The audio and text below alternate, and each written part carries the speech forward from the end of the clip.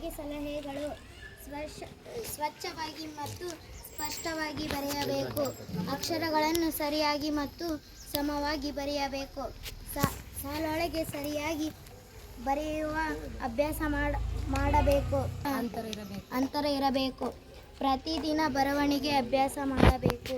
ತಪ್ಪುಗಳನ್ನು ಗಮನಿಸಿ ಸರಿಪಡಿಸಬೇಕು. ನಿಧಾನವಾಗಿ ಮತ್ತು ಗಮನದಿಂದ ಬರೆಯಬೇಕು. ಗುರುವಿನ ನಿಧಾನವಾಗಿ ಸ್ಪಷ್ಟವಾಗಿ ಬರೆಯಿರಿ. ದಿನಕ್ಕೆ 10-15 ನಿಮಿಷ ಬರೆಯುವ ಅಭ್ಯಾಸ ಮಾಡಿಕೊಳ್ಳಿ. ಒಂದೇ ಪದವನ್ನು 5-10 ಬಾರಿ ಬರೆಯಿರಿ. 4 ಸಾಲಿನ ಪುಸ್ತಕದಲ್ಲಿ ಬರೆಯುವುದರಿಂದ ಅಕ್ಷರಗಳ ಗಾತ್ರ ಸರಿಯಾಗಿ ಬರುತ್ತದೆ. ಪ್ರತಿಯೊಂದು ಪದದ ನಡುವೆ ಸ್ವಲ್ಪ ಜಾಗ ಇರಲಿ. ಕೈಗೆ ಸೌಕರ್ಯವಾಗುವ ಪೆನ್ ಬಳಸಿ ಬರೆಯಿರಿ. ಚೆನ್ನಾಗಿ ಬರೆಯುವವರ ಅಕ್ಷರ ನೋಡಿ ಅದೇ ರೀತಿಯಲ್ಲಿ ಬರೆಯಲು ಪ್ರಯತ್ನಿಸಿ. ಪ್ರತಿದಿನ ಬರವಣಿಗೆ ಅಭ್ಯಾಸ ಮಾಡಬೇಕು. ತಪ್ಪುಗಳನ್ನು ಗಮನಿಸಿ ಸರಿಪಡಿಸಬೇಕು.